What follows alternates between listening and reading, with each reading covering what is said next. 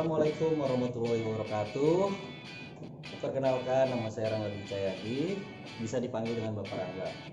Oke, hari ini kita akan belajar tentang prakarya atau TIK.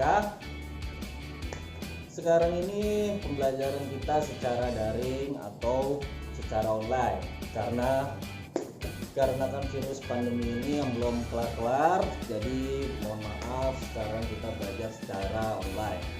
Tanpa basa-basi lagi, kita langsung ke materi bab pertama. Oke. Selanjutnya, sebelum kita masuk, apakah sebelumnya kalian di SD sudah pernah belajar prakarya? Oke, bagi yang sudah mungkin ini melanjutkan saja dari pelajaran yang di SD. Jadi prakarya itu dibagi menjadi dua kata. Yang pertama ada kata pra dan ada karya. Sama kayak prasejarah, itu juga dibagi menjadi dua. Apa makna dari dua kata tersebut? Pra itu artinya sebelum, dan karya itu adalah sesuatu yang bernilai yang dibuat oleh seseorang.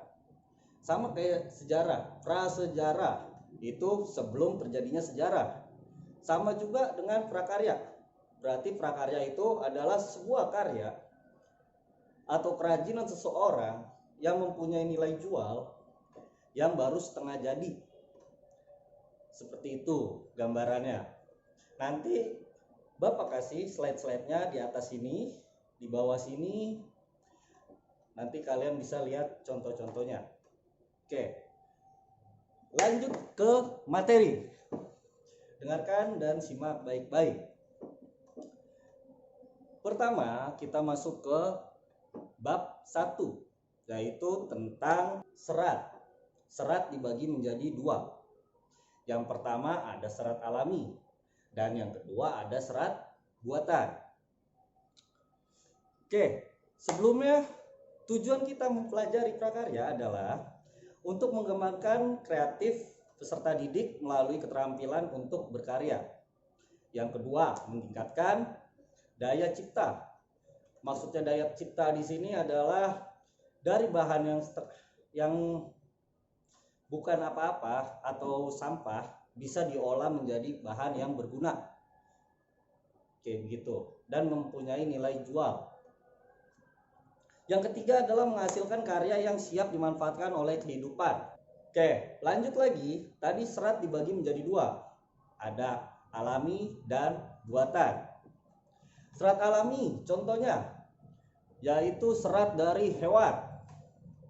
Ada dari tumbuhan. Contoh serat dari hewan itu bisa dari selanjutnya kalian bisa lihat di samping kiri.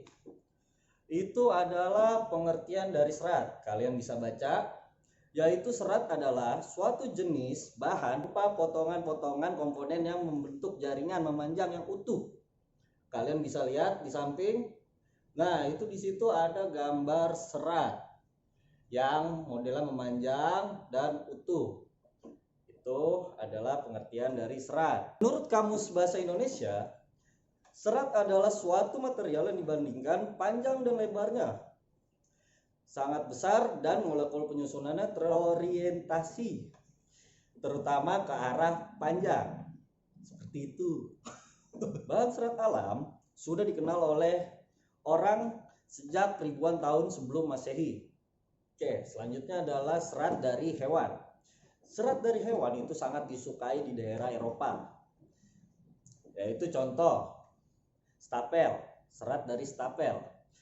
Kalian bisa melihat contohnya nanti di samping.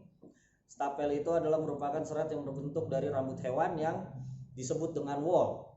Nah, itu kalau musim dingin kita pakai berbahan yang wool, itu menjadi hangat. Tubuh kita menjadi hangat dari kedinginan suhu di luar. Seperti itu. Contohnya yaitu ada domba, terusnya ada alpaka. Nanti gambarnya ada di samping, kalian bisa lihat. Ada serat dari filamen, yaitu filamen merupakan serat yang berbentuk dari jaringan. Jaringan-jaringan yang sangat tipis. Contohnya serat yang berasal dari larva ulat sutra. Oke, beda dengan ulat biasa. Yang digunakan untuk membentuk kepompong. Kalian bisa lihat ada di sebelah kanan Bapak. Oke, sekarang selanjutnya kita membahas tentang serat tumbuhan. Apa itu serat tumbuhan? Yaitu serat yang berasal dari biji tumbuhan. Contohnya biji dari pohon kapas dan pohon kapuk. Contohnya di sebelah sini. Oke, serat dari batang. Serat yang berasal dari batang tumbuhan, contohnya batang pohon anggrek. Nah, bisa dilihat di bawah sini. Oke, selanjutnya adalah serat dari daun. Apa ya contohnya? Kira-kira, apa kalian tahu?